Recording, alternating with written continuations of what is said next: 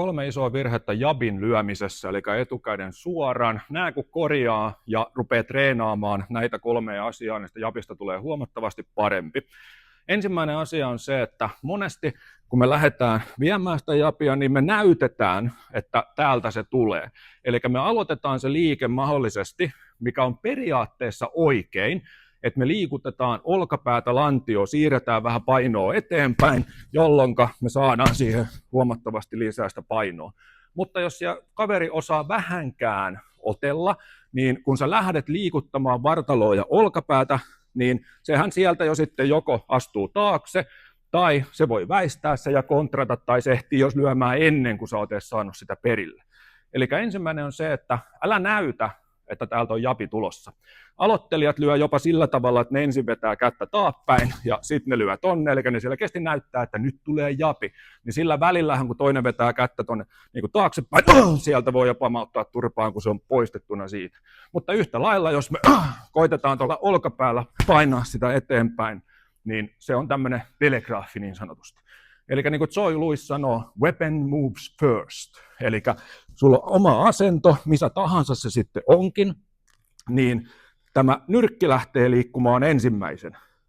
Ja se olkapää painaa, sä saat halutessasi, jos sulla on sen tyyppinen voimajapi sieltä tulossa, että sä siirrät vähän sen painoa myös etujalalle, niin riippumatta teeksä näitä, niin se käsi lähtee liikkeelle ensin, ja nuo loput tulee sieltä perästä. Eli katsoppa. Niin tossa mä näytin sulle olkapäällä, että täältä tulee. Katsotaan. Hup! Hup! Eli käsi lähti tuossa toisessa esimerkissä ensin, olkapää tuli sinne perään. Sitten, riippuen onko se nyrkkeilys, potkunyrkkeilys, vaparissa, käytät erilaisia japeja, eli se painonsiirto. Ja se onkin se toinen asia, mistä puhutaan. Tuleeko painonsiirto vai eikö tule? Se riippuu, mikä sen japin tarkoitus on. Eli yksi tarkoitus japilla on olla vaan mittatikku, että okei, ei osu. Kato nyt osu. Eli se on mittatikku, jossa ei tule painonsiirtoa, vaan se on käden ojennus.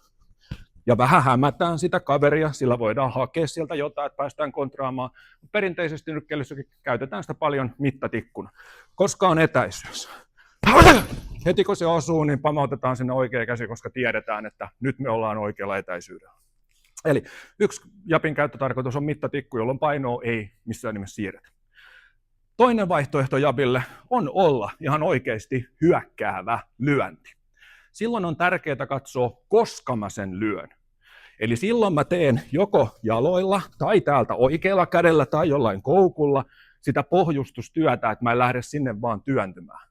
Mutta sen jälkeen, tai sinne mun hämäysten ja liikkeen väleihin, niin mä käytännössä aloitan tuolta, mutta sen jälkeen mä painan takajalalla painooni eteenpäin ja kierrän olkapäätä eteenpäin.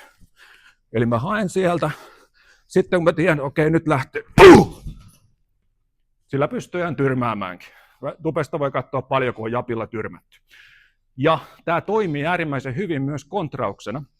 Eli jos mä liikun täältä, kaveri lähtee tuleen eteenpäin, niin siihen vastapalloon, varsinkin jos se lähtee jollain tämmöisellä niin kuin koukulla, pyöräyttää tuolta ja näyttää mulle, että nyt tulee oikea koukku, tuolta tulee se lyönti, niin ei muuta kuin siihen väliin japi, niin siihen vastapalloon. Eli japi voi myös olla hyökkäävä lyönti. Ja sitten kolmas on tietysti nimenomaan se puhtaasti hämäys.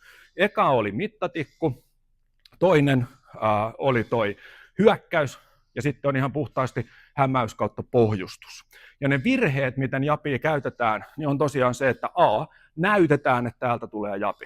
Toiseksi, jotkut käyttää japia ainoastaan hyökkäyksenä, se on aina painava, joka ei varsinkaan toimi potkunyrkkeilyssä eikä vaparissa. Ja toiset taas ei ikänä käytä japia kovana lyöntinä, sekin on virhe. Eli kun osaa käyttää sitä, että onko tämä nyt niin kuin voimalyönti vai ei, niin se on todella tehokas työkalu. Ja sitten se kolmas on se hämäys. Eli mä voin tosiaan hämäillä, ja mä voin esimerkiksi tosiaan, niin kuin, mikä se on nyt suomeksi, priming, että mä oon aktiivinen japilla ja nostan niitä kaverin käsiä, että se joutuu vähän nostamaan tai reagoimaan täällä. Ja kun mä oon saanut niitä käsiä nousemaan, mä voin hämätä sen japin ja vetää sen jälkeen sinne potkun tai nyrkkeilyssä, kun mä oon hävännyt sillä japilla, saanut kädet nousemaan, niin vetää sinne vattaan kovaa. Sä voit myös hämätä tai rakentaa paikkaa lyömällä sitä japia tonne vatsaan.